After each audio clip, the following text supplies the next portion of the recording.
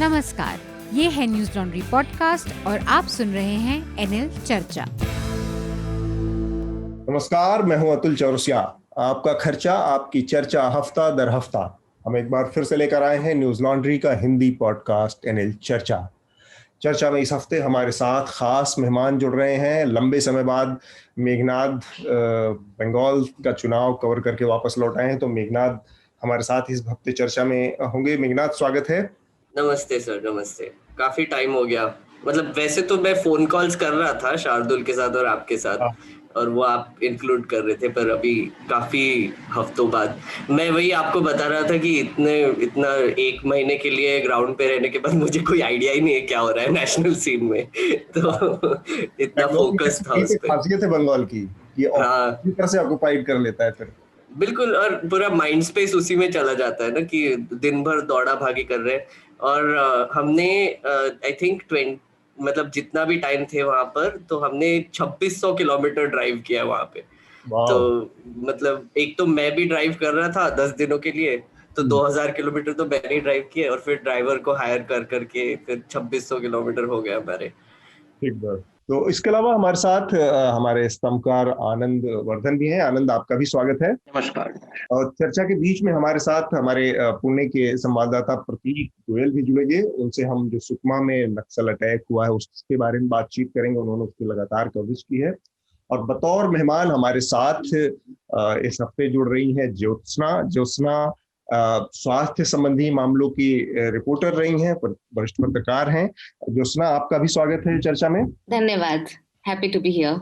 इस तो चर्चा की जो शुरुआत है उसके जो हमारी अब तक की परंपरा है उसके अनुसार ही हम करते हैं। जो विषय है उसके बारे में मेघनाद पहले हमारे जो श्रोता है उनको जानकारी दे दें कि जो विषय हम इस हफ्ते चर्चा में जिनका जिक्र होना है उनके बारे में बता दें हमारे श्रोताओं को, और फिर हम चर्चा के आगे बढ़ाते हैं। कोरोना वायरस की सेकेंड वेव बहुत ही जोर से आ गई है, और कल ही के फिगर्स थे 1.3 केसेस रिपोर्ट हुए, 1.3 लाख केसेस रिपोर्ट हुए, और 780 डेथ्स 24 घंटे में रिपोर्ट हुए। और ये हमारे पहले लॉकडाउन से ज्यादा डेली स्प्रेड का फिगर है। तो वर्ल्ड वाइड सबसे बड़ा फिगर आया है। और मतलब एकदम सडनली स्पाइक हो गया इस बार। मतलब पहले थोड़ा ग्रेजुअल था, मतलब जो पहला वेव था वो तो ग्रेजुअल इंक्रीज था।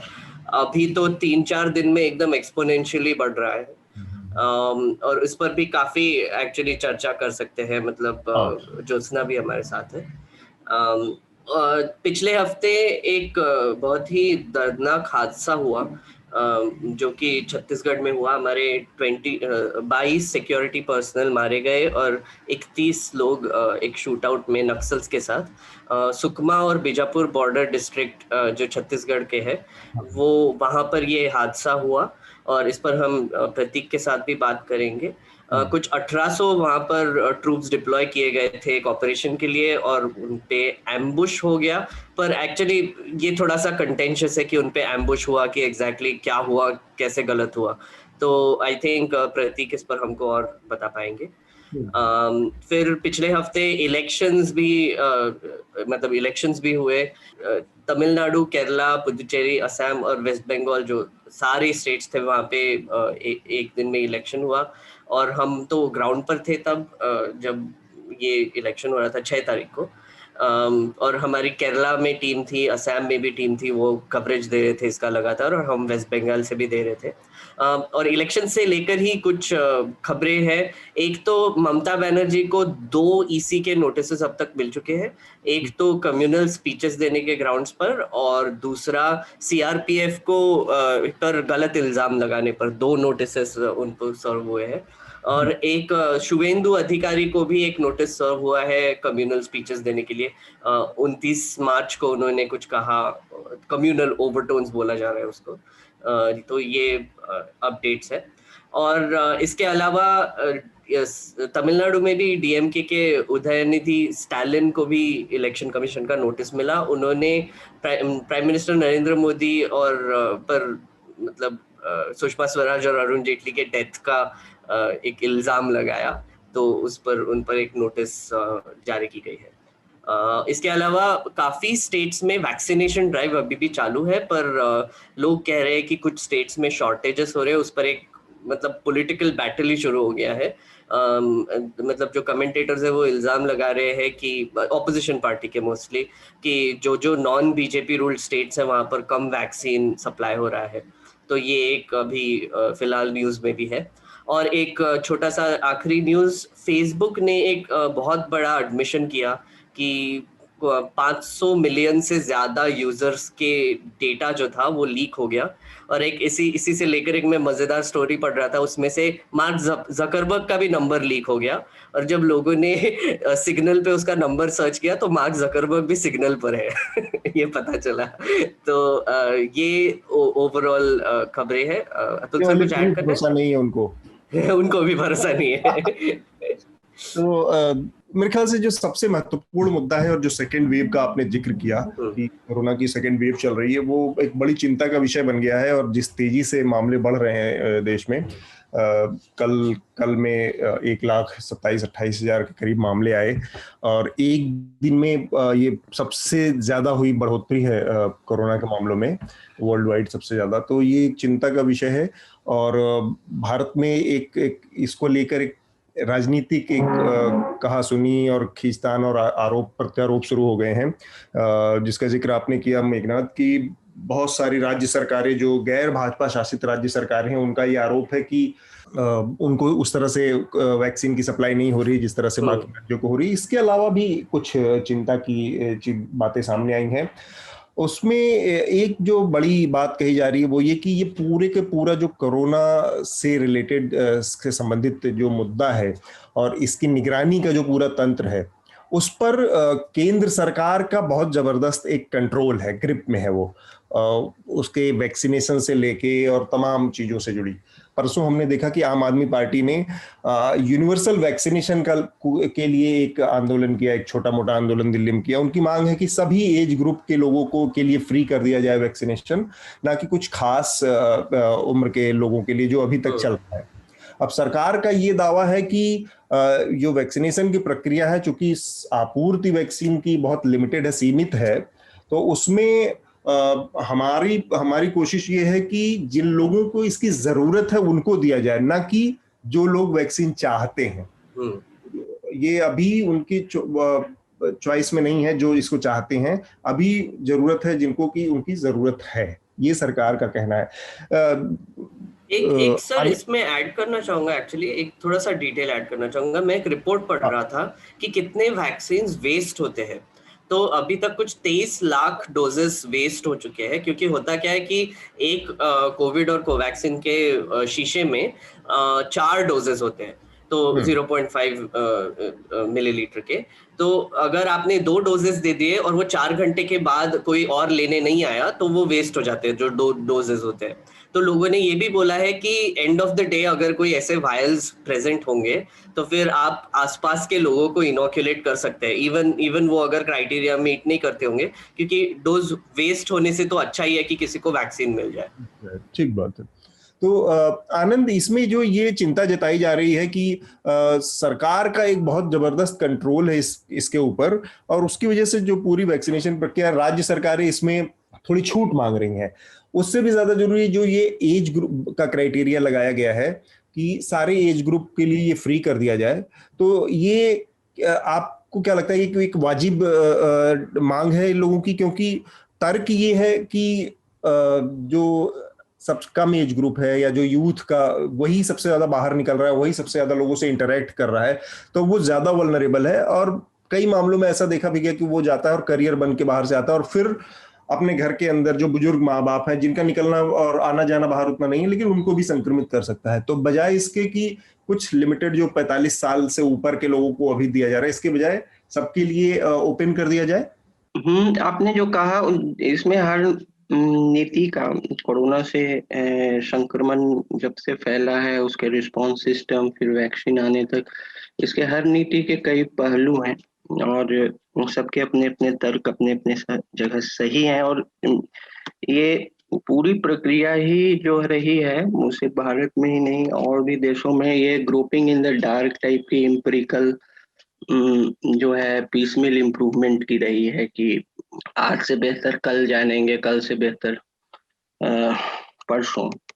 तो इसमें कई नीतियां हैं जिनके अपने अपने तर्क हैं और सब आप उनके दृष्टिकोण से देखने में सही दिखते हैं, लेकिन अब मेरा ये मानना है जिसमें मैं थोड़ा आश्वस्त हूँ कि समय के साथ इसमें कई चीजों के हल मिलेंगे और सरकारी तंत्र को ले के साथ साथ जो सिविल सोसाइटी है और भी जो हेल्थ एक्सपर्ट्स हैं, उसमें एक जो मीन है, जो एरिथमेटिक मीन की जो बेस्ट पॉसिबल जो प्रैक्टिसेस इसमें क्या हो, उसमें निकालने पे काम करना चाहिए।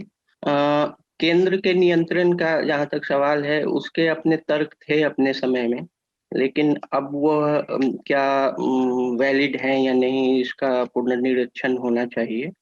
और एक वैक्सीन हेजिटेंसी का दौर था शुरू में, जब लग रहा था कि वैक्सीन जो है जितने लोग लेना चाहते हैं उसके अनुपात में अधिक ही है, लेकिन सेकेंड वेव आने के बाद एक लोगों में जो है एक उत्सुकता ज्यादा दिखी है, इच्छा भी ज्यादा दिखी है वैक्सीनेट होने की। और उस मेरे ख्याल से एक फेज ऐसा आया था जब सरकार जो है थोड़ी सी जो है कॉम्प्लेसेंट हो गई आपूर्ति के मामले में कि वो फिल कर पाएगी कि नहीं, और वो वैक्सीन हेजिटेंसी का वो फेज था। अब वो फेज मेरे ख्याल से सेकेंड वेव आने के बाद कम होता दिख रहा है। अब जो है ज्यादा तंत्र को दुरुस्त करने की आवश्यकता है। ज्योत्सना भी हमारे साथ हैं। ज्योत्सना, ये जो पूरी मांग है कि एक तो यूनिवर्सल वैक्सीनेशन हो और इसी से जुड़ा दूसरा मसला है, क्योंकि हेल्थ आमतौर पर स्टेट का मतलब मसला है, उसके बावजूद कोरोना के पूरे मामले पर केंद्र सरकार ने, क्योंकि एक महामारी की स्थिति थी, एक एक्स्ट्रॉर्डिनरी सिचुएशन भी थी, असाधारण दौर से गुजर रही है पूरी दुनिया, तो शायद उसके लिए एक सेंट्रलाइज सिस्टम बनाया गया एक समय। लेकिन अब हम उससे पार जा चुके हैं। अब थोड़ा सा हमारे पास बहुत सारे डाटा हैं, बहुत सारी और भी रीडिंग्स हैं इस मामले से जुड़ी। तब क्या राज्यों को कुछ छूट देना ज्यादा बेहतर तरीका है, ताकि वो अपने स्तर पर, क्योंकि हम महाराष्ट्र में देख रहे हैं या और जगह देख रहे हैं एक आउटब्रेक की स्थिति है, तो ऐसी स्थिति में उनको थोड़ी सी छूट देना, स्थानीय स्तर पर वो अपने निर्णय ले सकें, उससे थोड़ा स्थितियों को कंट्रोल करने में, नियंत्रण मैनेज करने में आसानी होगी। Thank you Atul. हाँ, जो पॉइंट्स उठाए गए हैं इसमें दो तीन काफी महत्वपूर्ण मुद्दे हैं। सबसे पहले मैं इसी बात पे आऊंगी कि यूनिवर्सल वैक्सीनेशन होना चाहिए कि नहीं। अभी तक जो कोविड की जितने हमारे पास डोजेस हैं और बाकी चीजों को देखा जाए, पूरी तरह से मैं इस बात से सहमत नहीं हूं कि यूनिवर्सल वैक्सीनेशन होना चाहिए। और उसके कारण है क्योंकि जब हम यूनिवर्सलाइज करते किसी चीज को, जनरल पब्लिक को एक्सेस देते हैं, तो हमने ये देखा है अपने एक्सपीरियंस में, पिछले दशकों के एक्सपीरियंस में, कि जो सबसे ज्यादा मार्जिनलाइज्ड और वल्नरेबल ग्रुप्स हैं वो उसमें नहीं आ पाते हैं। कोविड की ही बात करें तो जो अबव 60 इयर्स ओल्ड के लिए जो वैक्सीनेशन शुरू हुआ है और देश में काफी सक्सेसफुल रहा है, ये हमें मानना पड़ेगा। लेकिन जो लोग छूट गए हैं वो सबसे ज्यादा गरीब तबके से आते हैं, उन लोगों का वैक्सीनेशन कम हुआ है बनिस्बत जो रिचर सेक्शन से थोड़े अमीर वेल टू डू हैं। तो उस चीज को ध्यान में रखना पड़ेगा। मुझे अभी भी लगता है कि हमें फेजेस में जाना पड़ेगा, लेकिन तो अभी मैं ये भी बोलना चाहूंगी कि ये जिस हफ्ते में हम ये बात कर रहे हैं, इसी हफ्ते 7 अप्रैल को अंतर्राष्ट्रीय स्वास्थ्य दिवस था। इसको हम में से कई लोग अंतर्राष्ट्रीय स्वास्थ्य हफ्ते के हिसाब से भी मनाते हैं, और इस बार का थीम है समानता, इक्विटी। तो वो उसका कारण है कि इसको क्यों रखा गया है, क्योंकि हम देख रहे हैं कि कोविड के समय में वो समानता नहीं हमें दिखाई दे रही है सब जगहों पे। जैसे कि health care workers, frontline workers जो हैं, उनका काफी अच्छा वैक्सीनेशन हुआ है देश में, ये मानना पड़ेगा। लेकिन जो सबसे गरीब तबका है, अगेन जो वेस्ट पिकर्स हैं, जो लोग कचरा उठाते हैं, वो भी हेल्थ को लेके एक बहुत बड़ा काम कर रहे हैं। सॉलिड वेस्ट मैनेजमेंट वगैरह के लिए बहुत जरूरी है इन लोगों की जिस तरह की लेबर है, सर्विसेज हैं, लेकिन वो उस दायरे में ही नहीं आ रहे कि हम लोग जाके उनके बीच में कैंपेन कर रहे हैं, प्रोएक्टिवली उनको वैक्सीनेट कर रहे हैं, जबकि वो भी उतने ही एसेंशियल सर्विसेज में आते हैं और जरूरी हैं हेल्थ को लेकर और देश को चलाने के लिए। तो ये जो सबसे नीचे का तबका रह जाता है वैक्सीनेशन में या किसी भी ड्राइव में, वो बहुत ही बड़ी मुश्किल की बात है। तो नेक्स्ट स्टेज ये होनी चाहिए कि हम इन सब वल्नरेबल कैटेगरीज को देखें और उनको जोड़ने की कोशिश करें। दूसरा वैक्सीन हेजिटेंसी की बात है। उसके कई कारण होते हैं, मैं मेडिकल रीजंस या लोगों का डर कि एक नई चीज आई है वो कैसे हमें मदद करेगी कि नहीं, वो एक बात है। पर दूसरा है, अब आप सोचिए एक दिहाड़ी मजदूर है, वो उसको जब वैक्सीन लगेगी तब क्या होगा, क्योंकि हमें दिख रहा है कि बहुत लोगों को उसके बाद 2-3 दिन तक वो काम नहीं कर पाते, लेथार्जी होती है, बुखार आ जाता है। कुछ लोगों को, मेरे जान पहचान वालों में जिन्होंने लिया 2-2, 3-3 दिन तक बुखार रहा। दिहाड़ी मजदूर वो अफोर्ड नहीं कर सकते हैं। क्या हमारी पॉलिसीज ये बोल रही हैं कि उसको 3 दिन का वेज दिया जाएगा? नहीं बोल रही हैं। आपने फ्री तो कर दिया वैक्सीन, लेकिन उसके अलावा वो क्या अफोर्ड कर सकते हैं? उसके बावजूद भी उसकी उस चीज को लेके सोच कहाँ है? तो मुझे लगता है हमें फेज वाइज फेज जाना पड़ेगा, पर ये जो समानता नहीं है, जो इनइक्विटी है, इन चीजों से लड़ने के लिए और इन चीजों को भी एड्रेस करते हुए ही हम आगे बढ़ सकते हैं अपने वैक्सीन ड्राइव में। वरना वही होगा जो क्लासिकल हर बार होता आया है कि जो थोड़े से अमीर हैं या जो सरकार के दायरे में आ गए, उन लोगों का वैक्सीनेशन हो जाएगा। जो सबसे गरीब जनता है उसको इन्फेक्शन होता रहेगा, वो मरते रहेंगे और हमको पता भी नहीं चलेगा। So we need to really think about that. और लास्टली जो आप स्टेट सेंटर रिलेशन की बात कर रहे हैं, मुझे लगता है वो तो प्रॉब्लम है ही। हम फार्म लॉज में देख रहे हैं कि किस तरह से एक पूरी तरह से फेडरलिज्म को, इस देश का, इस कॉन्स्टिट्यूशन का जो एक बेसिस है, उसको उठा के ताक पे रख दिया गया है। हेल्थ स्टेट सब्जेक्ट है, स्टेट्स को मिलनी चाहिए ऑटोनॉमी। और अगर सेंट्रल गवर्नमेंट कहना चाहती है कि हम देंगे, तो वो पॉलिसी डॉक्यूमेंट कहाँ है जिसमें आपने एक फॉर्मूला बनाया हो कि पॉपुलेशन क्या है एक स्टेट की और वहां पे इन्फेक्शन रेट क्या है, उस हिसाब से हम देंगे आगे अपना वैक्सीन। वो सब तो है नहीं। एक तरह से बिल्कुल डिक्टेटोरियल वे में जो मन में आ रहा है, जिस तरह से आप कह रहे हैं। और आपने सही कहा शुरू में कि जो रूलिंग पार्टी है उसके जो स्टेट्स हैं, उसकी सरकारें, वहां पे ज्यादा जा रहा है बनिस्बत दूसरे स्टेट्स की। वो सब प्रॉब्लम्स हैं। उन सब से मतलब अगर आप पॉलिटिसाइज नहीं करना चाहते हैं और इसको हेल्थ इशू बना के रखना चाहते हैं, तो थोड़ा लॉजिक और रैशनैलिटी तो लगानी पड़ेगी, फिर वो प्योर पॉलिटिक्स नहीं। ये बड़ी जरूरी बात की तरफ इशारा किया। बेसिकली 2-3 पॉइंट ज्योत्सना ने उठाए मेघनाथ। एक तो ये कि ये जो वैक्सीनेशन की ड्राइव चल रही है, इसमें जो गरीब तबका है जिसकी पहुंच वहां तक नहीं, वो शायद वंचित रह जाएगा या मजबूर होगा फिर से इस के रिसीविंग एंड पे रहेगा। जो सक्षम लोग होंगे, जिनकी पहुंच होगी, वो लोग पा जा रहे हैं। एक तो ये दिक्कत। दूसरा ये कि फेडरलिज्म का जो पूरा मामला है कि किस तरह से इसमें राजनीति की बात आ रही है। हालांकि इसकी बात के दावे राजनीतिक दल कर रहे हैं, इसको हम नहीं कह सकते। उनका ये दावा है, ज्यादातर विपक्षी पार्टियों की जहां सरकारें हैं, उनका ये दावा है कि उनको कम वैक्सीन भेजी जा रही है बनिस्बत जो भाजपा शासित राज्य है। तो ये एक मुद्दा है। परसों इस मुद्दे को लेकर जब ये विवाद शुरू हुआ कि वैक्सीन की शॉर्टेज है जो नॉन बीजेपी रूल्ड स्टेट हैं, तो काफी कठोर तरीके से जो हमारे स्वास्थ्य मंत्री हैं हर्षवर्धन, उन्होंने टिप्पणियां की और गैर भाजपा शासित राज्यों को बहुत उन्होंने खरी खोटी सुनाई। उसमें सबसे जो महत्वपूर्ण उनका जो फोकस था वो ये था कि कोविड एप्रोप्रिएट बिहेवियर नहीं होने की वजह से ये सारी चीजें बढ़ रही हैं और हम सारे राज्यों को में कोई इस तरह का कोई भेदभाव नहीं कर रहे हैं वैक्सीन भेजने में। अब वो कोविड एप्रोप्रिएट बिहेवियर की बात कर रहे थे एक तरफ, और दूसरी तरफ उन्हीं के ट्विटर लाइन पे उन्होंने थोड़ी देर पहले, एक दिन पहले, अपने बंगाल में भारतीय जनता पार्टी की बहुत बड़ी भीषण रैली के फोटो शेयर किए थे। तो ये जो दोनों चीजों का कॉन्ट्रडिक्शन है देश के स्वास्थ्य मंत्री के उसमें बयान में और उनके अपने व्यवहार में, कामकाज में, जब तक इसके बीच में कोई संतुलन नहीं होगा, कोई बराबरी नहीं होगी या कोई लॉजिकल वो नहीं दिखेगा, तब तक ये सारी बातों को कहने का क्या मतलब है। और दूसरा, इसमें राजनीति केवल एक पक्ष ला रहा है या कि हर पक्ष इसमें राजनीति कर रहा है। ये यहाँ पे एक्चुअली 2 पॉइंट्स है मेरे, लिमिटेड पॉइंट्स। एक तो सेंटर स्टेट रिलेशन की जो आप बात कर रहे थे कि वैक्सीन शॉर्टेज हो रहा है, तो मुझे लगता है कि ये मेनली हो क्यों रहा है क्योंकि ट्रांसपेरेंसी नहीं है डेटा में। अगर आपके पास ये कोविन ऐप ऑलरेडी है जो आप इनोकुलेशन के लिए यूज कर रहे हैं, वैक्सीन ड्राइव्स के लिए यूज कर रहे हैं, तो इस डेटा को पब्लिक कर दीजिए, मतलब एक आध वेबसाइट पे डाल दीजिए, क्योंकि यूनाइटेड किंगडम्स और यूएसए ने ऑलरेडी ये कर चुके हैं। मतलब एग्जैक्टली लोगों को पता होता है कि कितनी अवेलेबिलिटी है, कहाँ पर है, कौन से सेंटर में है, और फिर आप कब जा सकते हो। तो वो पूरा ऑटोमेटेड सिस्टम है। और हमारा कोविन ऐप जो यूज कर रहे हैं सेंटर, जो ये लोग रजिस्टर करते हैं और फिर उस पे आपको पता चलता है कि स्टेटस क्या है एक्सेट्रा, तो इसका डेटा अगर आप वो पब्लिकली डाल दे एक आध वेबसाइट पर या फिर एक आध ऐप से, या फिर वो कोविन ऐप ओपन सोर्स कर दे, तो इससे काफी हद तक ये जो पॉलिटिकल रेटोरिक है जो नॉन बीजेपी स्टेट को सप्लाई नहीं हो रहा है एक्सेट्रा, वो क्लियर हो जाएगा। क्योंकि मुझे लग रहा है कि कुछ स्टेट्स जिन्होंने ऑलरेडी एफिशिएंट सिस्टम्स बना लिए हैं वैक्सीन देने के लोगों को, वो बहुत जल्दी दे पा रहे हैं। कुछ स्टेट्स नहीं दे पा रहे हैं, तो जहां पर जल्दी दे पा रहे हैं वहां पर जल्दी एग्जॉस्ट हो रहा है स्टॉक। कुछ स्टेट्स में तो डिमांड भी ज्यादा है, जैसे महाराष्ट्र में अब तो लॉकडाउन लग गया है सब जगह पे, तो फिर वहां पर ऑब्वियसली लोगों को वैक्सीन जल्दी चाहिए।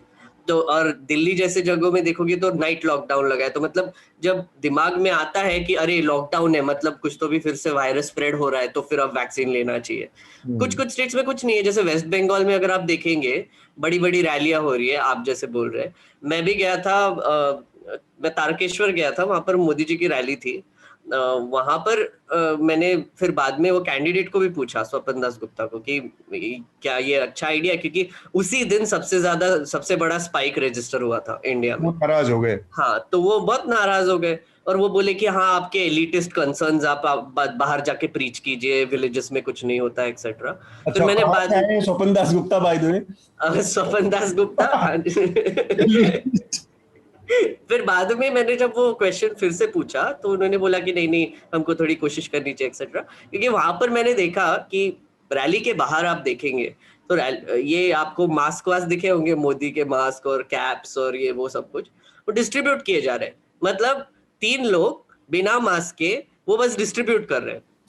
अब सोचिए कि मतलब कितना बड़ा सुपर स्प्रेडर इवेंट हो जाएगा ये ऐसे। मतलब अगर आप मर्चेंडाइज डिस्ट्रीब्यूट, तो मैंने उनको पूछा कि आप मर्चेंडाइज की जगह सैनिटाइजर और मास्क भी दे सकते हैं, तो बोले कि हाँ, अगले मीटिंग में शायद हम बोलेंगे इसके बारे में। मतलब इतना कैजुअल एटीट्यूड था वहां के कैंडिडेट का, तो मुझे थोड़ा सा शॉकिंग ही लगा। मैंने उनको हालांकि वो शॉकिंग नहीं था, हम बिहार से लगातार देखते आ रहे हैं। वो एक है ना कि जब तक दवाई नहीं तब तक ढिलाई नहीं, और जहां जहां चुनाव है वहां पर अप्लाई नहीं। वो तो सही है सर, मतलब लोगों में कैजुअल एटीट्यूड है वो दिख रहा है, पर अगर आप लीडर होके अगर उनका वो इंडल्ज करेंगे वो एटीट्यूड, तो वो गलत हो गया मुझे लगता है। जैसे मोदी जी जहां पर गए वहां पर तो उन्होंने सोशल डिस्टेंसिंग बारे में कुछ नहीं कहा, क्योंकि वहां पर इतने पास लोग बैठे थे, और कुछ एस्टिमेशन से उन्होंने ही बताया कि 80,000 लोग थे वहां पे। अगर आप 80,000 लोग, और नॉट जस्ट वो कॉन्स्टिट्यूएंसी से, वो बंगाल के हर साइड से आए थे, मतलब सिलीगुड़ी से, शिंगूर से, बीरभूम से, दूर से आए थे, और फिर वो वापस भी जाएंगे। तो मतलब अगर वहां पर कोई स्प्रेड हो गया तो आप सोचिए कितना बड़ा ये सुपर स्प्रेडर इवेंट बन सकता है, क्योंकि लोग वापस घर जाएंगे, वहां पर और स्प्रेड करेंगे। तो ये भी सोचने वाली बात है थोड़ी सी। और ये जो रेटोरिक आपने जो बोला वो हेल्थ मिनिस्टर का, वो मुझे तो पर्सनली गुस्सा ही आया, क्योंकि इतना हमने, एक तो फार्मर्स प्रोटेस्ट का भी मेंशन करना चाहिए यहाँ पर, वहां पर भी बहुत कैजुअल है लोग कोरोना वायरस को लेकर। इलेक्शंस जो हो रहे हैं जो स्टेट्स में, वहां पर भी बहुत कैजुअल है लोग इलेक्शंस को लेकर। जब तक आई थिंक लीडरशिप ये नहीं करेगी, जब तक जो भी लीडर्स है, प्रोटेस्ट के बोलो या फिर इलेक्शंस के बोलो, जो भी है, जो अगर लीडर्स बार नहीं बोलते रहेंगे लोगों को कि नहीं कोरोना गया नहीं है अभी तक, थोड़ा सोशल डिस्टेंसिंग मेंटेन कीजिए, मास्क पहनिए, मतलब हर रैली के शुरुआत में एटलीस्ट ये तो बोल दीजिए, तो वही है। और ऊपर से अब ये टीका उत्सव कर रहे हैं, तो ये उत्सव किस बात का है मुझे समझ में नहीं आ रहा है। अब एक उत्सव थाली वाली बजा के जनता ने कर लिया, इसको भी देख लेते हैं, टीका उत्सव का क्या हासिल होता है। चूंकि आपने ग्राउंड का जिक्र किया, आप वहां से लौटे हैं, तो एक और बहुत बड़ा हॉटस्पॉट जो इस समय बना हुआ है वो महाराष्ट्र है, और महाराष्ट्र का भी एक बहुत पर्टिकुलर इलाका है, पुणे शहर जो है। हमारे साथ प्रतीक है, क्यों ना हम प्रतीक से भी थोड़ा सा हालात का जायजा लेते हैं। प्रतीक, पुणे में जिस तरह की स्थिति है, और वहां पर जो हम देख रहे हैं कि सबसे ज्यादा मामले सामने आ रहे हैं, तो अभी के अगर थोड़ा सा जो ताजा हालात है वहां पर, क्या पूरी तरह से लॉकडाउन है पुणे में? देखिए पूना में से दिन में तो जो है मतलब खुल रहे हैं। दुकानें वगैरह खुली हैं, लेकिन शाम को मतलब वीकेंड का लॉकडाउन तो है ही वहाँ पे, लेकिन रोजाना मतलब 6 से लेकर सुबह 6 तक बंद रहता है। एक्चुअली पुणे में रीजन जैसे बाकी देश के बाकी हिस्सों में भी कि बहुत ही ज्यादा कैजुअली ले लिया था लोगों ने, और बहुत ज्यादा सोशल गैदरिंग्स बहुत ज्यादा होने लग गई थी, शादियां अटेंड करना, पार्टीज अटेंड करना, तो उसको इतना ध्यान नहीं देते वो इतना बड़ा लेकिन एक चीज और भी है महाराष्ट्र में, ऐसा नहीं है कि बाकी स्टेट्स में कोरोना का कुछ कम होगा या, लेकिन महाराष्ट्र में हर चीज रिपोर्ट होती है, वहाँ पे रिपोर्टिंग बहुत ज्यादा है इस चीज को लेके, मतलब लेकिन अगर बाकी स्टेट से कंपेयर करेंगे तो मतलब उनके मुकाबले बहुत ज्यादा है। और पूना का एक वाक्य है कि पूना में भी मतलब ये स्थिति है कि एक अभी लेडी थी, प्रेग्नेंट लेडी थी, तो उन्होंने 2 ट्विंस बच्चों को जन्म दिया और उनको कोविड का वो हो गया था उस वक्त, तो आप मानेंगे नहीं, उनको मतलब आईसीयू का उनको बेड नहीं मिला और शक्कर में उनकी डेथ हो गई। इतने ज्यादा मतलब बहुत दिक्कत है मतलब अस्पतालों में बेड को लेके, या तो पुणे का जो हाल है फिलहाल काफी मतलब बुरा है जी। तो पुणे और बॉम्बे में भी हम सुन रहे हैं इसी तरह के हालात हैं, जो आईसीयू बेड्स की किल्लत हो गई। एक और बड़ी दिक्कत महाराष्ट्र में जो सामने आई वो ये थी कि ब्लड बैंक्स में ब्लड नहीं मिल रहा था, उसकी शॉर्टेज हो गई थी, वहाँ के हेल्थ मिनिस्टर का बयान आया था। तो मैं आनंद आपसे इस बातचीत में 2 चीजें और हैं, उसका चाहता हूं कि उस पर आपकी टिप्पणी आए, और मेघनाद और साथ में ज्योत्सना की भी। वो ये है कि एक साथ में जब हम को वैक्सीन के शॉर्टेज की बात कर रहे हैं, तब एक तरफ तो हम देख रहे हैं कि टीका उत्सव और ये सारी बातें कही जा रही, दूसरी तरफ साथ में एक वैक्सीन डिप्लोमेसी भी चल रही थी, जिसके तहत अलग अलग देशों को बड़े पैमाने पर वैक्सीन के भारत की तरफ से निर्यात किए जाने की बात थी, उनको फ्रेंडशिप के तहत, गुड जेस्चर के तहत वैक्सीन उनको सप्लाई भी की जा रही थी। तो उसकी वजह से भी ये शॉर्टेज की बात आई कि जब आपके पास अपने ही लोगों को देने के लिए पूरा नहीं था, तब आप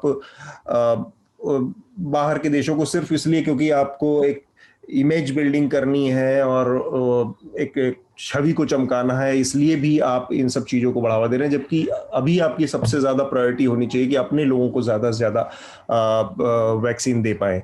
आनंद, इस पर आपके क्या, सरकार का ये जो नजरिया था ये कितना सही, कितना गलत, या फिर ये साथ साथ ही चलेंगे चीजें? देखिए, एक जो चीज मैं इस पर आऊंगा, एक कि एक स्टेट लेवल और डिस्ट्रिक्ट लेवल स्तर पर, जो जिला स्तर पर एक मुझे कोविन में डैशबोर्ड करके एक डैशबोर्ड कोविन है, उसमें जिला स्तर तक डेटा है वैक्सीन अवेलेबिलिटी की, तो इस पे मैं ये मुझे दिखा।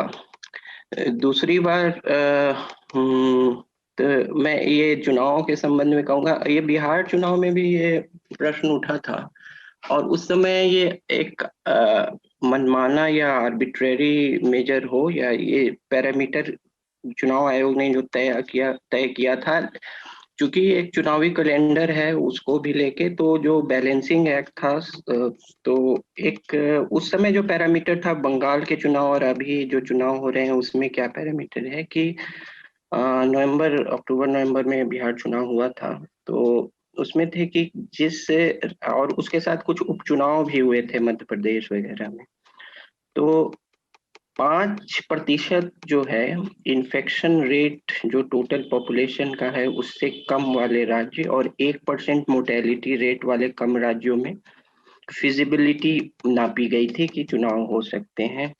अब यही मापदंड यहाँ भी यूज किया गया या नहीं, क्योंकि बिहार, उत्तर प्रदेश, पश्चिम बंगाल बहुत पॉपुलर घनी जनसंख्या के राज्य हैं, लेकिन उस अनुपात में इन्फेक्शन रेट नहीं है। अंडर रिपोर्टिंग भी है, तो एक समय के बाद अंडर रिपोर्टिंग भी पता चलती है, लोग हॉस्पिटल तक आते हैं सिम्टम्स लेके, तो अब ये इस बात से कितना प्रभावित हुआ ये चुनावी कैलेंडर या नहीं, ये आगे के विश्लेषण की बात है। जहां तक डिप्लोमेसी की बात की, मैंने इस पे लिखा भी था जब भारत ये डिप्लोमेसी कर रहा था, और ये एक संतुलन, ये म्यूचुअली एक्सक्लूसिव नहीं है कि ये आप करें या वो करें। देखिए इसमें क्या होता है कि ये सब भारत सरकार, उसमें जो फ्रेंच शब्द है,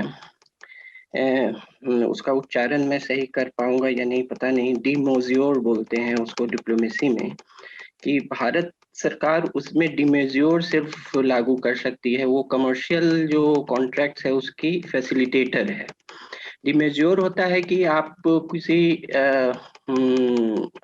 अनफोर्सीन सर्कमस्टेंस जिसको देखा नहीं जा सकता है, वैसी परिस्थितियों को के मद्देनजर आप कोई कॉन्ट्रैक्ट जो है कैंसिल कर देते हैं कि नहीं, अब ये असाइनमेंट्स नहीं पूरे होंगे, क्योंकि कुछ उन परिस्थितियों से में आप उसे कैंसिल कर सकते हैं। तो एक तो है कि भारत को ये कोविड से पहले भी वैक्सीन कैपिटल माना जाता था, भारत बहुत बड़ा उत्पादक देश रहा है वैक्सीन का। और थर्ड वर्ल्ड डिप्लोमेसी में एक काउंटरिंग पॉइंट है चाइना को भी लेकर कि ये वैक्सीन डिप्लोमेसी में हमारा एक एज है जो कि चाइना का कई चीजों में एज है, तो हम उसे यूज करें।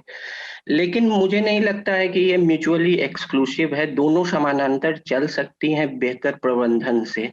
और ये अगर चूक है भी तो घरेलू स्तर पे जो है, जो प्लानिंग है, योजना है, उसमें मुझे चूक लग रही है। अगर है तो अगर मैं इस पर हाँ जी, जो आनंद बोल रहे हो उसी बात को आगे लेके जाऊं कि हाँ, वो दोनों अलग अलग चीजें नहीं है। देखिए, एक तो मेरा मानना है कि हम लोगों ने एक्सप्लोर ही नहीं किया कि और प्रोडक्शन यूनिट्स वैक्सीन्स को प्रोड्यूस कर सकती हैं कि नहीं कर सकती हैं, और कर सकती हैं। ये न्यूज क्लिक में अभी रिसेंटली एक आर्टिकल भी आया था कि किस तरह से पब्लिक सेक्टर यूनिट्स भी हैं जो वैक्सीन्स बना सकती हैं। तो वो प्रोडक्शन कैपेसिटी भारत में रैंप अप हो सकती है अगर मतलब अगर ये कंपनीज अपनी मोनोपोली, जिसको हम लोग बोलते हैं कि एकाधिकार छोड़ने को तैयार हो जाएं, जो वो खुद तैयार नहीं होंगी, उसमें सरकारों को बोलना पड़ेगा कि आपका एकाधिकार नहीं है वैक्सीन बनाने में और बेचने में, तो ये समस्या पूरी दुनिया में कई लेवल तक सॉल्व हो सकती है। फिर चाहे वो एस्ट्राजेनेका हो, चाहे फाइजर हो, चाहे मॉडर्ना हो, उन सब के लेवल पे। अभी एक बहुत ही इंपॉर्टेंट इंटरनेशनल डेवलपमेंट हुआ है। क्यूबा, जो एक बहुत ही छोटा सा देश है और अमेरिका के काफी अमेरिका के पास है तो परेशान भी रहता है अमेरिका से, उस देश ने कई वैक्सीन कैंडिडेट्स बनाए हैं। और अगर आप वो लिटरेचर पढ़ेंगे तो इतनी जल्दी अगर वो वैक्सीन कैंडिडेट्स बना पाए हैं और वो करीब 100 मिलियन 100 मिलियन डोजेस इस साल बनाने के लिए उनकी तैयार हैं, उसका कारण है कि उन्होंने जितना भी नॉलेज है वो शेयर किया है। वो हो सकता है दूसरे देशों को भी वो टेक्नोलॉजी देने को तैयार हो जाए बहुत कम पैसा लेके। तो ये सब चीजें हम लोगों को देखनी पड़ेंगी। प्रोडक्शन बढ़ाया जा सकता है और सबको वैक्सीन मिल सकती है, लेकिन एकाधिकार जो कंपनियों का है उसको उसके खिलाफ एक मुहिम चलानी पड़ेगी, जनता को भी और सरकारों को भी। ये बहुत महत्वपूर्ण सवाल है।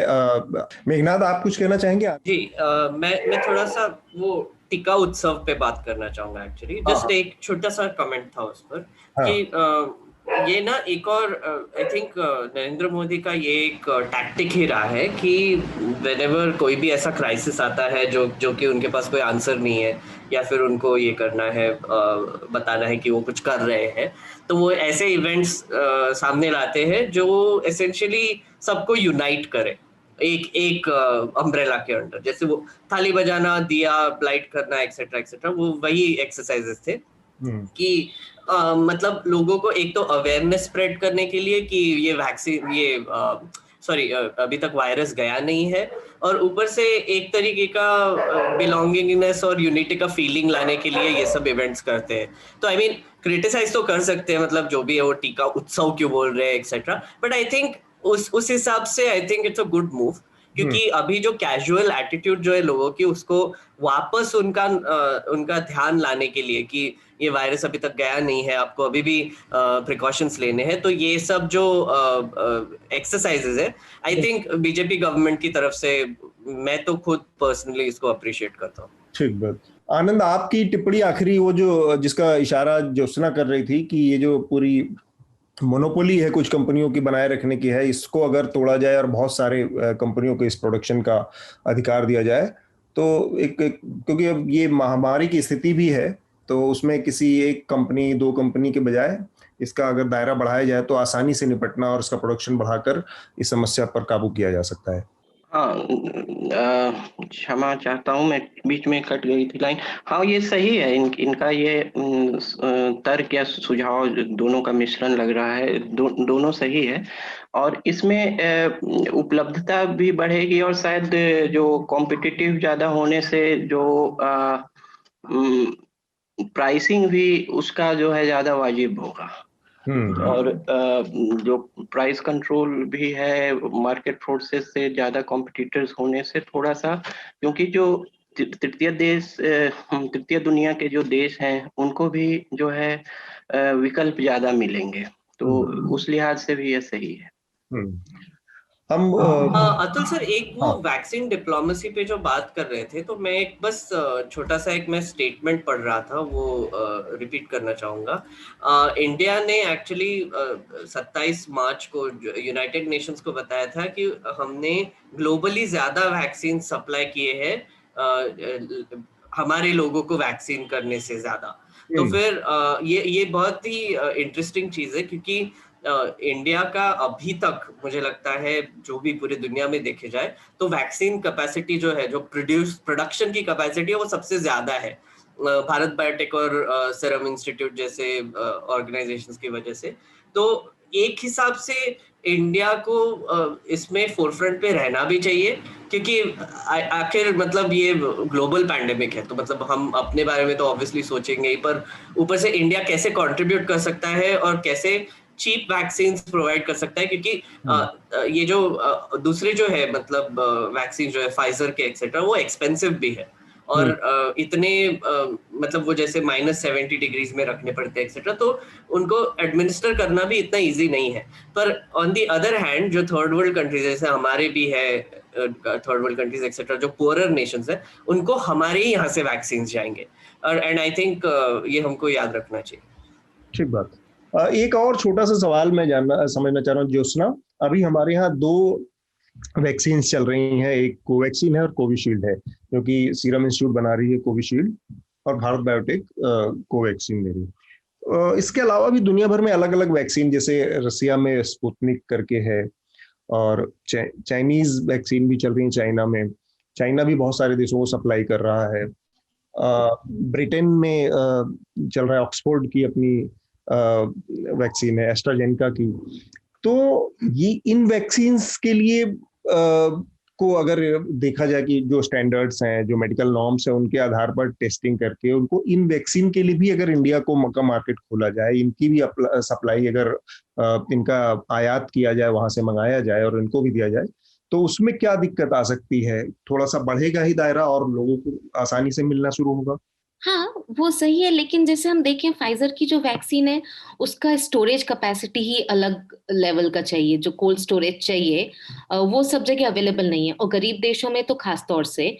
और बहुत सारे गरीब देश क्योंकि गर्म प्रदेशों में आते हैं, ट्रॉपिकल रीजन्स जिनको बोले, तो वो उस तरह की मुश्किलें, जो टेक्नोलॉजिकल मुश्किलें हैं उनको वो करने की, वो आने की संभावना है। तो भारत को खोलना चाहिए, वो एक बात है, पर मैं वापस अपने पुराने पॉइंट पे आऊंगी कि अल्टीमेटली बात ये है कि हर कंपनी ने अपना एकाधिकार बना रखा है और पेटेंट्स लगा रखे हैं। उनके खिलाफ वो पेटेंट्स छोड़ने, और अगर हम देखें अभी जो वर्ल्ड ट्रेड ऑर्गेनाइजेशन है WTO, उसमें भारत और साउथ अफ्रीका ने एक प्रपोजल दिया है कि कोविड से रिलेटेड जितनी भी मेडिकल टेक्नोलॉजी है, वो सिर्फ वैक्सीन नहीं, फिर चाहे वो वेंटिलेटर का वॉल्व हो, चाहे N95 मास्क हो, इन सब पे जो भी पेटेंट्स और कॉपीराइट्स हैं वो खत्म कर दिए जाएं। ये इंडिया और अफ्रीका का प्रपोजल है, जिसको 100 से ऊपर देश मान चुके हैं। कुछ अमीर देश नहीं मान रहे हैं, जो आप सोच सकते हैं कौन हो सकते हैं, US है, कनाडा है, यूरोप के कई देश हैं, वही सब। तो अगर ये प्रपोजल पास होता है, जिसको लेके काफी लोग मेहनत कर रहे हैं, लगे हुए हैं, तो वो बहुत ही अच्छा रहेगा।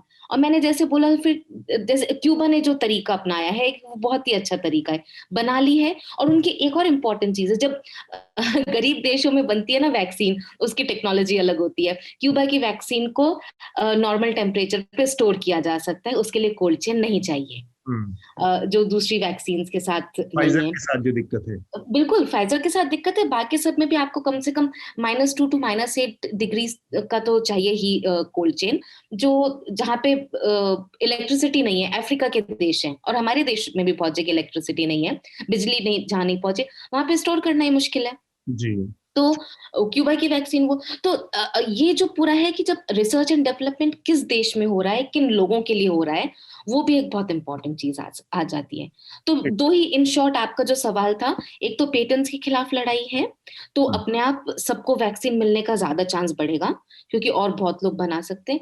दूसरा, और ऐसा पैसा दिया जाए कि जो वैक्सीन है उनका रिसर्च गरीब देशों में हो, क्योंकि वो अपने हिसाब से वैक्सीन बनाएंगे, उनको सस्ता बेचेंगे भी क्योंकि वो अपने लिए बना रहे हैं। जैसे फाइजर की वैक्सीन का ये इतनी महंगी है तो गरीब देश उनको खरीदेंगे कहाँ से? तो इस समय बहुत महत्वपूर्ण ये एक कैंपेन हो सकता है कि इस तरह की जो जितनी भी टेक्नोलॉजी, जितने भी मेडिकल वो है उपाय हैं, उनको क्या कहते हैं उसको, कॉपीराइट तो नहीं कहेंगे, पेटेंट्स, हाँ, पेटेंट्स के उससे बाहर रखा जाए, ताकि ये, क्योंकि अगर आप मतलब ओवरऑल पूरी दुनिया के लिए ये एक महामारी की स्थिति है, तो उससे लोगों को कम से कम गरीब देशों को काफी हेल्प हो जाएगी उससे। और जैसे मैं N95 मास्क की बात करूं, सॉरी वैक्सीन नहीं, लेकिन किस तरह की प्रॉब्लम्स होती हैं, उस पे 100 से ऊपर पेटेंट है एक उस मास्क पे। और वही कारण बन गया शुरू में, जब N95 मास्क नहीं मिल रहे थे, इतने सारे हेल्थ केयर वर्कर्स पूरे दुनिया में मारे गए हैं, जाने गंवाई हुई गई हैं, क्योंकि 100 से ऊपर पेटेंट को लेके आप कैसे लड़ेंगे? तो वो बहुत बड़ी प्रॉब्लम है उसको लेके। मतलब अगर वो सॉल्व हो जाए तो शायद हमने जितनी बातें की है ना, उनमें से कम 80% प्रॉब्लम्स तो वैसे ही खत्म हो जाए। ठीक बात।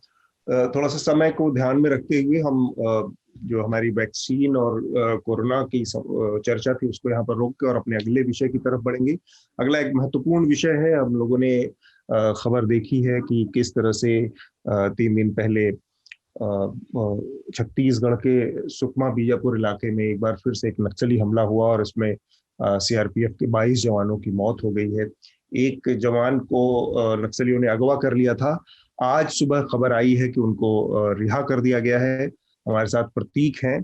प्रतीक, ये जो पूरा मामला था, ये किस इलाके में हुआ और इसकी वजह क्या रही? क्योंकि बहुत सारी जानकारियां हमें मिल रही हैं कि एक वॉचडॉग ऑपरेशन था, एक ट्रैप था, फंस गए, या फिर सुरक्षा बलों का जो ऑपरेशन था वो अपने आप में गड़बड़ियों भरा था।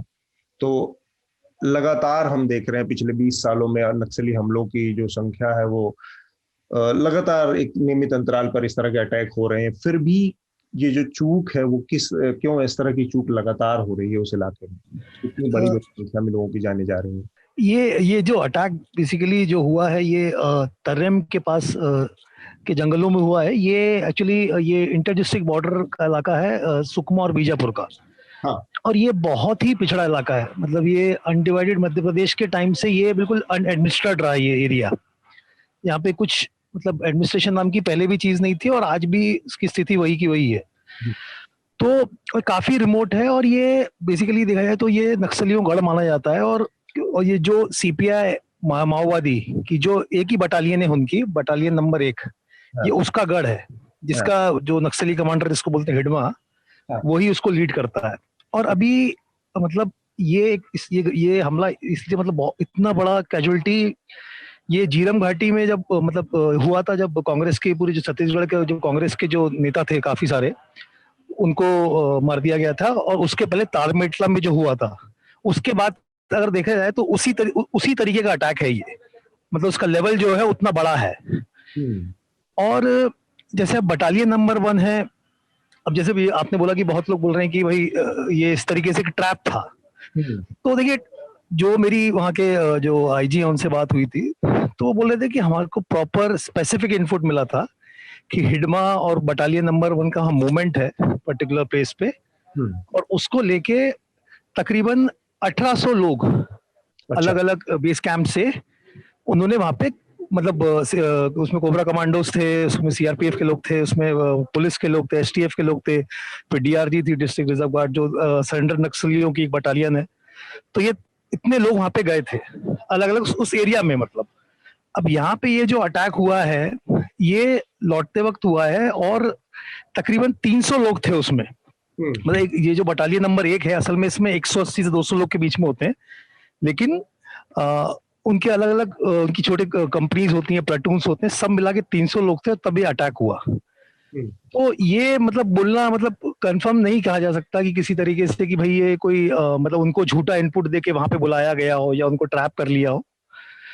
तो ये इसको लेके कहना बड़ा मुश्किल बात है। मतलब ये क्योंकि नक्सली तो ऑब्वियसली बोलेंगे नहीं और ना ही पुलिस बोलेगी, तो ये एक बस एक हियर से चल रहा है कि भाई उनको ट्रैप कर लिया था, क्योंकि वहां का वो जो एरिया है वो बहुत ही रिमोट है और वहां पे नक्सलियों को सबसे बड़ा बेनिफिट ये है कि वो उसको बहुत ही अच्छी तरीके से जानते हैं।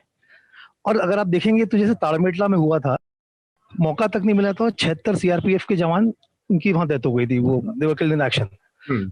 लेकिन यहाँ पे उन्होंने एक्चुअली फाइट किया है। अच्छा। और जैसे भी और जैसे नक्सलियों ने जो उन्होंने मतलब बोला भी कि उनकी 5 कैजुअलिटीज हुई हैं, लेकिन जो पुलिस के सोर्सेज हैं, सीआरपीएफ के सोर्सेज, वो उनका कहना है कि 5 नहीं तकरीबन 12 करीब नक्सली मारे गए और 18 करीब इंजरी हुई है। तो ये वैसा नहीं था कि मतलब बिल्कुल ही पता नहीं है, क्योंकि तब से और अब में बहुत फर्क है इनके ऑपरेशन मूवमेंट में, ये बात माननी पड़ेगी फोर्सेस के।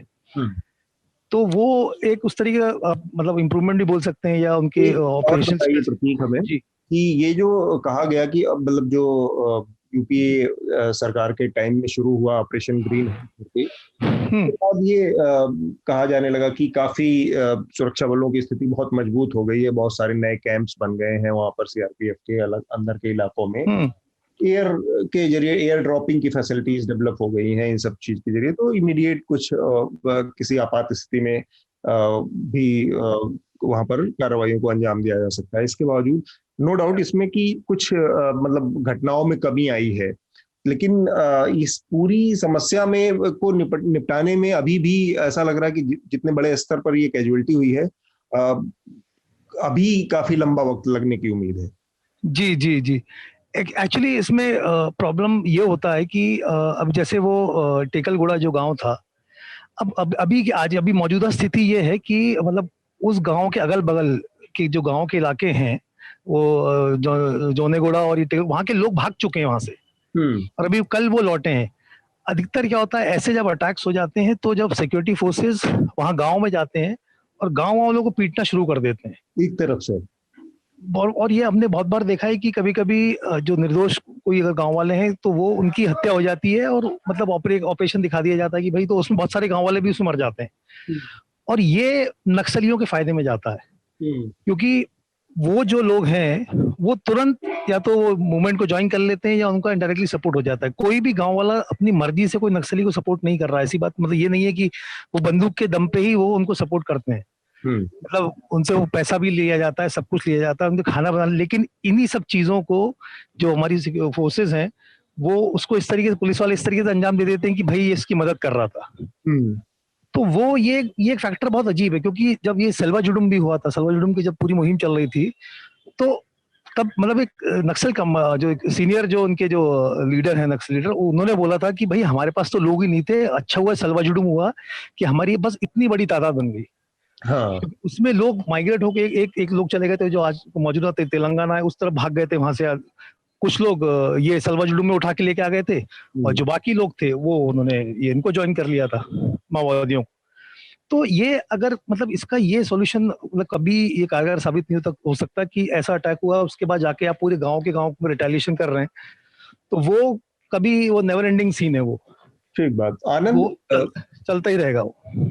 आनंद, तो प्रतीक को आपने सुना किया कि एक अजीब सा मतलब बहुत विशियस सर्कल सा बन गया है कि अटैक होता है, उसके बाद रिटेलिएशन फोर्सेस का होता है, और वो फोर्सेस का कई बार बहुत फ्रस्ट्रेशन में, बहुत गुस्से में होता है, जिसके शिकार आम दूसरे गांव वाले बन जाते हैं, और फिर उसकी प्रतिक्रिया में उसका लाभ मिलता है नक्सलियों को, और उनको एक कैडर मिलता है अचानक से, चाहे वो एक्टिव हो चाहे पैसिव, अलग अलग तरीके से वो उनको सपोर्ट करने लगते हैं। तो ये बड़ी अजीब सी स्थिति है हम देख रहे हैं, उसकी वजह से ये सारी की सारी स्थिति जस की तस बनी हुई है।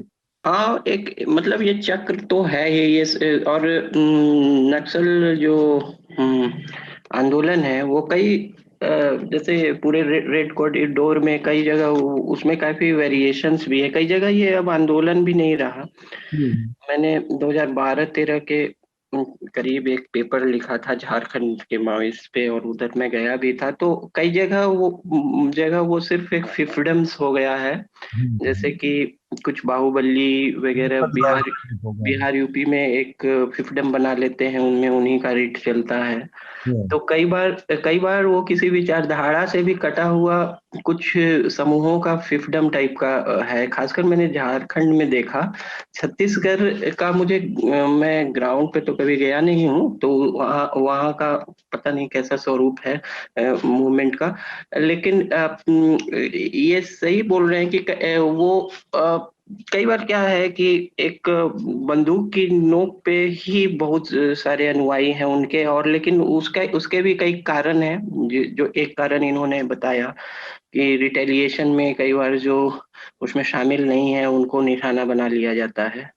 और भी है जो एक्सटॉर्शन है। एक्सटॉर्शन से कोई एस्केप रूट स्टेट भी इंश्योर नहीं कर रहा है। और तीसरा है टर्फ को नक्सली काफी अच्छा जानते हैं कि जंगल के अंदरूनी इलाकों को और वगैरह को, और एक छोटा प्रभावशाली ग्रुप जो है वहाँ काफी दिन तक सिर्फ टर्फ के नॉलेज और उससे अपनी फैमिलियरिटी से काफी दिन तक होल्ड कर सकता है। ऐसा भी है। और ये चक्र जो है ऐसा लगता है कि वीकेंड हो रहा है मूवमेंट, फिर अचानक कुछ हो जाता है, रिवाइव कर जाता है रेड कॉरिडोर में ये पूरा चक्र। तो ये सब अभी तक तो नेवर एंडिंग प्रोसेस ही लग रहा है। मेघनाथ, आपकी इस पर प्रतिक्रिया? ये जो मैं इसमें एक चीज मैं ऐड करना चाह रहा था। हाँ, जैसे आनंद ने बताया, उन्होंने बोला कि झारखंड में बिल्कुल एक मतलब फिफडम सा बन गया है, या मतलब मूवमेंट नहीं है, बहुत सारे उसमें फ्रैक्शन अलग अलग बन गए, स्प्लिंटर्स। जी। तो छत्तीसगढ़ में अभी जो अगर आप देखें तो जो नक्सली जो माओवादियों की जो लीडरशिप है, जो सीनियर लीडरशिप है, क्योंकि अधिकतर लोग तेलंगाना और आंध्रा से हैं, वो बहुत मतलब बूढ़े हो चुके हैं। और अभी जो अगर जैसे शांति वार्ता को लेके बहुत लोग पहल कर रहे हैं वहां पे बीच में एक, लेकिन अगर वो लीडरशिप जिस तरीके से मतलब निष्क्रिय हो चुकी है, क्योंकि बुजुर्ग हो चुके हैं वो लोग काफी, और अभी जैसे हिडमा है, एक वेंकटेश है, तो आने वाले समय में अगर ये नहीं पीस प्रोसेस कामयाब होता है तो ये भी एक तरीके से गैंग्स में डिवाइड हो जाएंगे, अलग अलग गुट बन जाएंगे, जिनको कुछ को पुलिस वाले पैसे देंगे, एक दूसरे को मारो, और पूरा उस तरीके का जैसे झारखंड में हुआ है वही स्थिति यहाँ पे हो जाएगी। ठीक बात। ज्योत्सना, मेघनाथ, आप लोगों ने सुना पूरी इस बातचीत को जो प्रतीक ने हमें बताया, आप लोगों की इस पर क्या टिप्पणी है इस घटना के ऊपर? मुझको यही लगता है, हाँ मतलब काफी दुखद घटना है, क्योंकि एक तो जिस तरह, और जो भी आप सबने बताया कि किस तरह से गांव वाले जो लोग हैं वो एक तरह से बीच में फंसे रहते हैं, उनके पास चॉइस नहीं रह जाती किधर जाना है किस तरफ नहीं जाना, वो बहुत है। और जो सीआरपीएफ के जवान जो मारे गए वो भी गरीब तबके से आते हैं, तो जिन लोगों की फायदे के लिए क्लेम किया जाता है कि ये लड़ाई चल रही है और उन्हीं को मार रहे हैं आप, तो ये थोड़ा मुझे कॉन्ट्रडिक्शन आज तक समझ आया नहीं है और मुझे काफी प्रॉब्लमेटिक लगता है। मेघनाथ, सीआरपीएफ के बारे में ही मैं थोड़ा सा बात करना चाहूँगा, क्योंकि मैं अभी असेंबली इलेक्शंस कवर कर रहा था और वहाँ पर बहुत बड़ी तादाद में सीआरपीएफ का डिप्लॉयमेंट हुआ है असेंबली इलेक्शंस के लिए। सीआरपीएफ, बीएसएफ, आरएएफ, कोबरा सभी थे वहाँ पर। एक तो मैं एक्चुअली प्रतीक से जानना भी चाहूँगा कि अगर एक मैस डिप्लॉयमेंट हुआ है जैसे असेंबली इलेक्शंस के लिए ये इंटरनल फोर्सेस का, तो ऐसे होगा कि मतलब मुझे समझना है कि ये जो एरियाज आप मेंशन कर रहे हैं जहाँ पर ये अटैक हुआ, वहां से कुछ लोगों को ले लिया होगा वापस, या फिर उससे कुछ इफेक्ट हुआ होगा मतलब ये सब सिक्योरिटी ऑपरेशंस में? नहीं, वहाँ पे काफी मतलब काफी बड़ी मात्रा में ट्रूप्स हैं वहाँ पे। वहां से ट्रूप्स को मतलब निकाल के या कहीं दूसरी जगह भेजना, तो वहाँ पे मतलब काफी बड़ी तादाद में ट्रूप्स हैं। अच्छा। तो वो रीजन तो नहीं है ये। अच्छा नहीं, क्योंकि मैंने कुछ कमेंटेटर्स को ये भी कहते हुए देखा कि अरे आपने पूरा शेड्यूल ही डिसरप्ट कर दिया कि ऑपरेशंस का एक्सेट्रा, पर वो शायद अभी जैसे ये ऑपरेशन भी था तो इसमें 1800 लोग गए थे। मतलब 1800 सिर्फ नॉट इस पर्टिकुलर जहाँ पे ये जो गन फाइट हुआ है वहां की नहीं बोल रहा हूँ, लेकिन पूरे इस ऑपरेशन के लिए कि भाई बटालियन 1 वहां पे आई है, तो अपन को देखना है क्या है, मतलब जो भी है उनको पकड़ने के लिए या उन पर अटैक करने के लिए, वो 1800 लोग बहुत बड़ी तादाद होती है। बिल्कुल। और एक चीज मैंने असेंबली इलेक्शंस के वक्त भी देखा कि सीआरपीएफ के लोगों से बात कर रहे थे हम, वहां पर काफी लोगों से बात कर रहे थे। ममता बनर्जी ने बहुत मतलब जोर शोर से अटैक ही शुरू कर दिया है सीआरपीएफ के अगेंस्ट, और हमको जो अलर्ट्स मिल रहे थे व्हाट्सएप पे, सोशल मीडिया पे, उसमें आई थिंक आधे से ज्यादा जो कंप्लेंट्स थे वो ये थे कि सीआरपीएफ के लोग जबरदस्ती बीजेपी के लिए वोट करवा रहे हैं या फिर हरास कर रहे हैं एक्सेट्रा। तो हमने काफी जगहों पे चेक किया कि ऐसा हो रहा है क्या, पर कुछ नहीं हो रहा था। और हमने वहां पर कुछ जवानों से बात भी करना शुरू किया। तो मैं श्रोताओं को बताना चाहूंगा कि इनका मतलब जो सीआरपीएफ के जो जवान है जो डिप्लॉयड है वहां पर, उनका जॉब बहुत ही डिफिकल्ट हो चुका है, क्योंकि कुछ लोग बता रहे थे कि रास्ते पे जो क्राउड गैदरिंग होता है या फिर रास्ते पे जो इलेक्शन के टाइम पे थोड़ा सा गैदरिंग होता है, उनको हटाना पुलिस का काम है। बीएसएफ और सीआरपीएफ का काम बस पोल पे रहना है। 4 लोग वहां पर एक जहाँ पे डिप्लॉयड होते हैं, पर ये भी काम अभी सीआरपीएफ और बीएसएफ और आरएएफ के जवान ही कर रहे हैं, क्योंकि पुलिस एकदम इनफेक्टिव हो गई है वहां पर। और ऐसे हालत में वो पहुंचते हैं वहां पर 5 बजे सुबह से लेकर रात को 2 बजे तक, जब तक ईवीएम पहुंच नहीं जाता वहां पे तैनात रहते हैं, इतने गर्मी में यूनिफॉर्म पहनकर। और वैसे काफी हद तक मुझे लग रहा है वेस्ट बंगाल के इलेक्शंस पीसफुल जो है इस बार, वो हमारे सेंट्रल फोर्सेस की वजह से है, क्योंकि वो काफी हद तक वहां पर कंट्रोल कर रहे हैं वायलेंस को, और डिप्लॉयमेंट काफी हद से ज्यादा है वहां पर। इसमें बस एक चीज मैं जोड़ना चाह रहा हूँ मेघनाथ, कि जो सेंट्रल फोर्सेस हैं वो उनका इस तरह मतलब राजनीतिक वजहों से, चाहे तृणमूल कुछ कह रही हो और बाकी पार्टियां कुछ कहें कि सेंट्रल फोर्सेस बीजेपी के पक्ष में ये कर रहा है, लेकिन सेंट्रल फोर्सेस इस तरह से अभी मतलब संभव नहीं है करवा पाए, या इस पर भरोसा नहीं किया जा सकता। वो इसलिए कि जिस तरह का राजनीतिकरण या पॉलिटिसाइजेशन पुलिस डिपार्टमेंट का हुआ है स्टेट की, उस तरह का पॉलिटिसाइजेशन आप पैरामिलिट्री फोर्सेस का अभी हमने तो नहीं देखा किसी तरह, और ये भरोसे की वाली बात नहीं है कि आप पैरामिलिट्री फोर्सेस को ये कहें कि वो किसी पार्टी के बिहाफ पर सेंटर की, क्योंकि पुलिस का पॉलिटिसाइजेशन जिस तरह से हुआ है उसमें सीधे पुलिस का अधिकारी वो अफेक्टेड होता है, वो रूलिंग पार्टी से स्टेट की। उस तरह का नियंत्रण कोई अभी भी पैरामिलिट्री फोर्सेस में नहीं है कि वो किसी पार्टी के कैडर के तौर पर, और अगर ऐसा कुछ हो रहा है तो ये बहुत बड़ी बात है। तो मतलब राजनीतिक वजहों से शायद भले इस तरह की बात कही जा रही है वो तृणमूल की तरफ से या किसी की और भी पार्टी की तरफ से, पर अभी इस तरह का इतना पॉलिटिसाइजेशन पैरामिलिट्री फोर्सेस का नहीं हुआ है। तो और अच्छा भी नहीं है एक्चुअली, मतलब इतना पॉलिटिसाइज करना, क्योंकि आप सोचिए कि ये ऐसी एरियाज है, अभी इलेक्शंस की बात कर रहा हूँ, जहां पर क्लियरली वहां पर कम्युनल प्रोपेगेंडा बहुत जोर शोर से शुरू है, और डिविजन्स हो चुके हैं ऑलरेडी हिंदू मुस्लिम के बीच में या फिर पार्टीज के बीच में भी एक हद तक। तो ऐसे सिचुएशन में अगर वायलेंस कंट्रोल करना है तो सीआरपीएफ ही होता है वहां पर।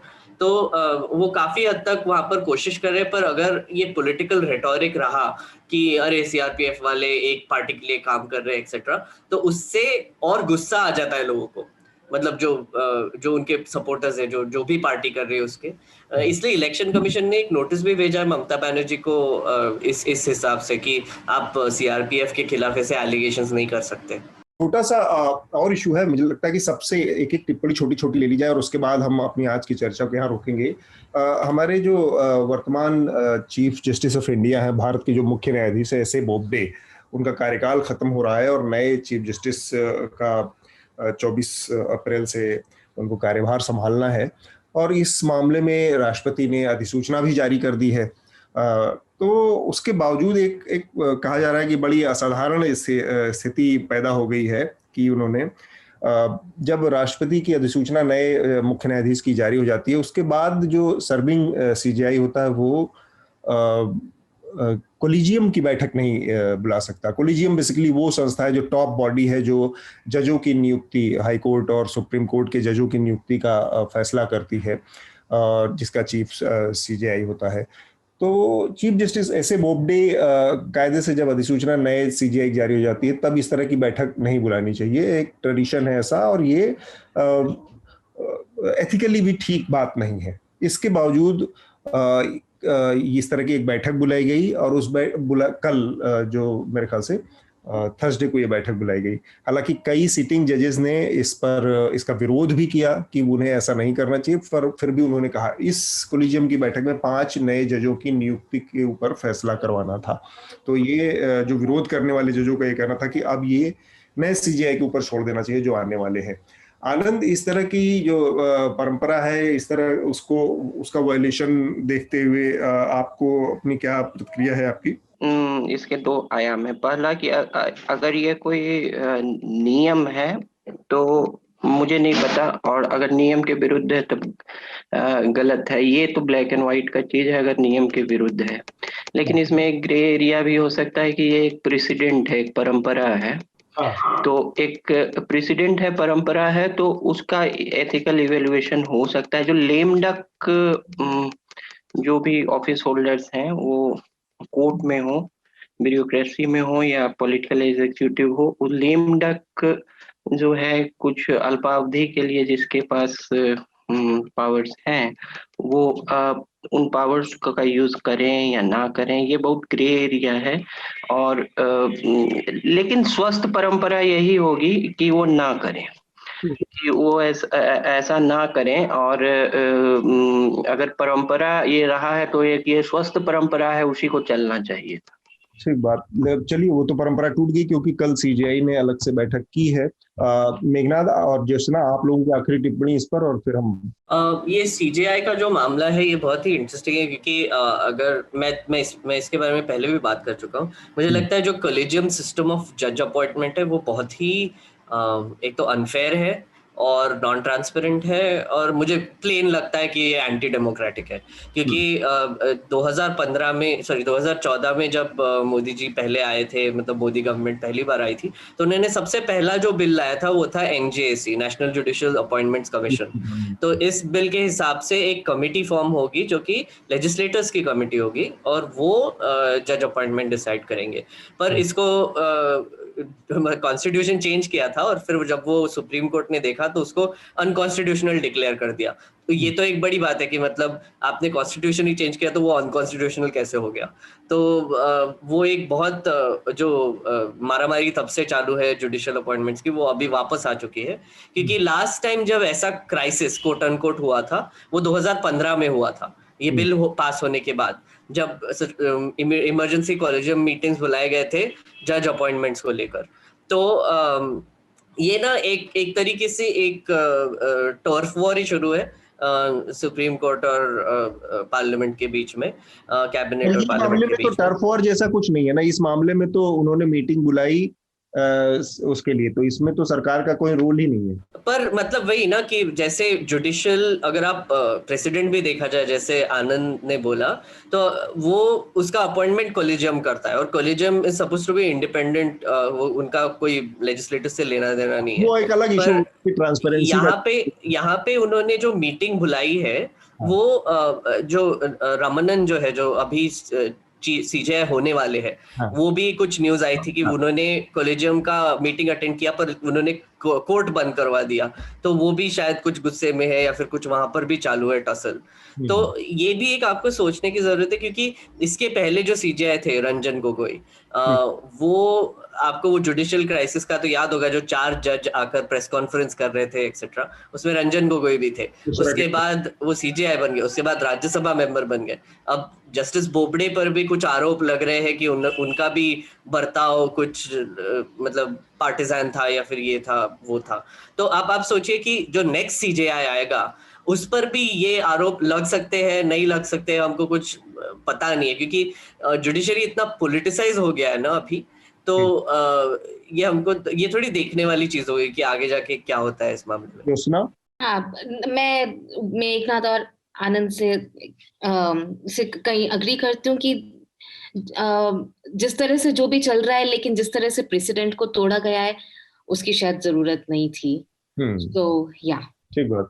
इस तरह की चीजों से कॉन्फ्लिक्ट ऑफ इंटरेस्ट भी एक तरह का पैदा होता है कि आप अगर अपनी इस कैपेसिटी में रहते हुए कुछ करने की डेस्परेशन दिखा रहे हैं, बेसब्री दिखा रहे हैं, तो फिर लोग उसके पीछे की रीडिंग्स करते हैं कि इसकी वजह क्या रही होगी।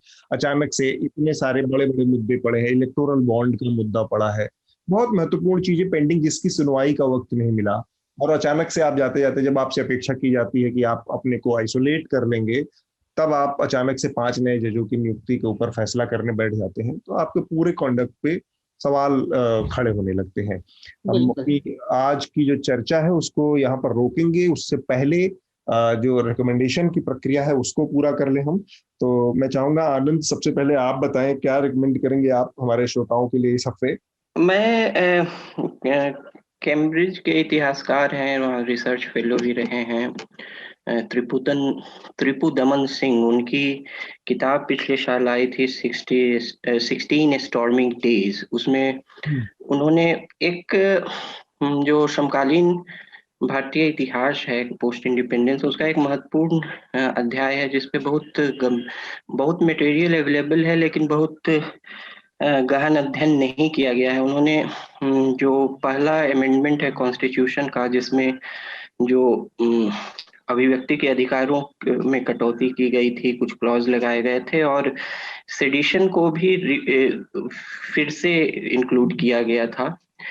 तो इस पर उन्होंने जो उस समय का जो राजनीतिक माहौल है और कैसे एक राजनीतिक विचारधारा से समन्वय स्थापित करने के लिए एक कॉन्स्टिट्यूशन का पहला बड़ा अमेंडमेंट किया गया और विचारधारा को कॉन्स्टिट्यूशन के बराबर लाया गया, मतलब उसमें दोनों में एक सामंजस्य स्थापित करने के लिए। तो ये पहला अवसर था जब विचारधारा की दखलंदाजी कॉन्स्टिट्यूशन अमेंडमेंट में हुई, और इस पर उन्होंने लिखा है 1951 में यह हुआ था, पहले आम चुनाव के पहले। तो त्रिपुदमन सिंह पेंगुइन पर यह किताब है 16 स्टॉर्मी डेज।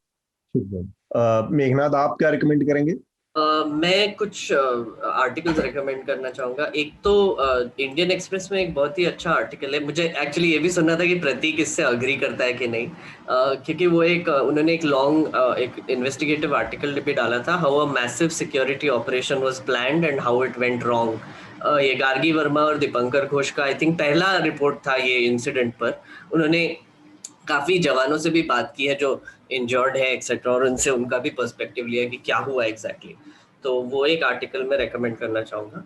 और उसके ही आई थिंक रिलेटेड है, प्रतीक ने इंटरव्यू किया है बस्तर के पुलिस चीफ का, तो वो भी एक मैं रेकमेंड करना चाहूँगा। आई थिंक 8 अप्रैल को पब्लिश हुआ है वो न्यूज़ लॉन्ड्री पर। तो उसमें भी काफ़ी डिटेल दिए हैं कि क्या हुआ एग्जैक्टली, तो ये ज़रूर पढ़िए। और एक शो रेकमेंड करना चाहूँगा। मैं वापस आने के बाद सबसे पहले मैंने सरपंच देखना शुरू किया, चार्ल्स शोबराज पे जो ये सीरीज बनी है नेटफ्लिक्स पर, और अभी तक 4 एपिसोड्स हो गए और बहुत ही रोमांचक सीरीज है, और मैं जरूर रेकमेंड करूँगा। ठीक बात। ज्योत्सना, आप क्या रेकमेंड करेंगी? पिछले साल एक किताब आई थी प्रोफेसर विजय प्रसाद की, अमेरिका में है ये प्रोफेसर, वॉशिंगटन बुलेट्स है किताब का नाम। और जो जॉर्ज फ्लॉयड को पिछले साल एक ब्लैक पर्सन जिसको पुलिस ने मार दिया था उसको लेके, लेकिन वो पूरा दिखाता है ये किताब कि किस तरह से आप अगर एक समाज के तबके के प्रति भेदभाव रखते हैं तो उनकी हर चीज को लेके एक्सेस पे किस तरह से असर पड़ता है, उनका एजुकेशन का एक्सेस कैसे हो जाता है, कम हो जाता है, हेल्थ को लेके वो नहीं पहुंच पाते हैं आराम से।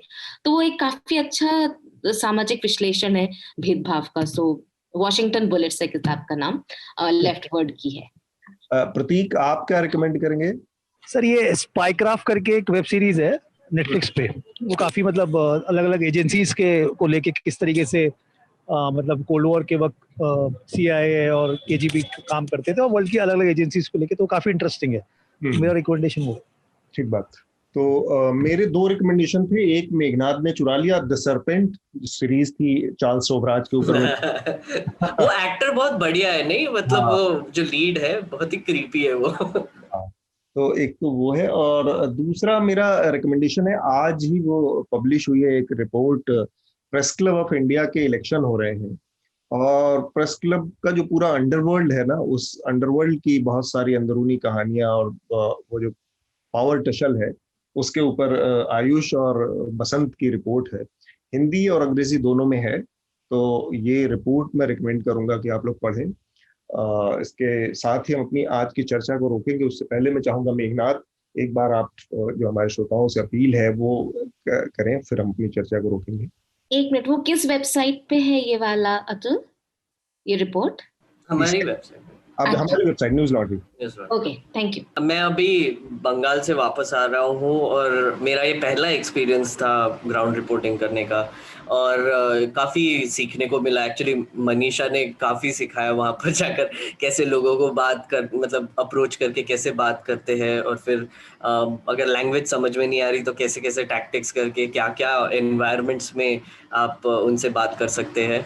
तो ये ऐसे मैंने वहां पर जाकर देखा कि जैसे फॉर इंस्टेंस हम नंदीग्राम कवर कर रहे थे, तो नंदीग्राम में शुवेंदु अधिकारी जब सुबह निकले थे तो उनके पीछे पूरा जमावड़ा लग गया था टीवी रिपोर्टर्स का। इंडिया टीवी से लेके सब उनके बड़े बड़े गाड़ियां, उनके 4 रिपोर्टर उनका ही पीछा कर रहे थे दिन भर।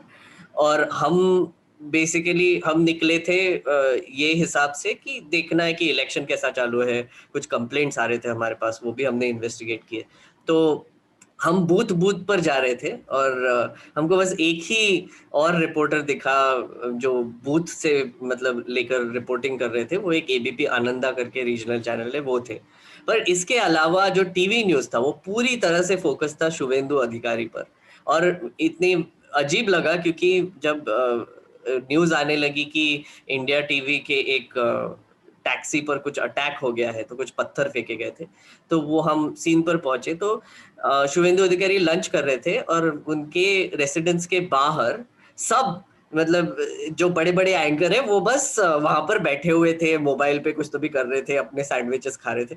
तो हम सोच रहे थे कि यार इतने सारे स्टोरीज है ग्राउंड पर, आप बूथ से जाइए, एक बूथ से दूसरे बूथ पे जाइए, वहां पे लोगों से इश्यूज की बात करिए एक्सेट्रा। हमको एक भी सिंगल इंस्टेंस नहीं दिखा इसका।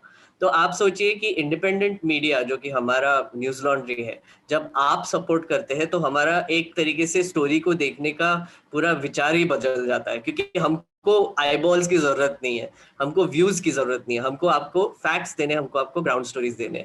तो हमारा रिपोर्टिंग बहुत ही ज्यादा डिफरेंट था इस बार असेंबली इलेक्शंस को लेकर, क्योंकि हमको ये सब जो कंपल्शंस है एड बेस्ड मीडिया के, उसको इग्नोर कर सकते थे हम।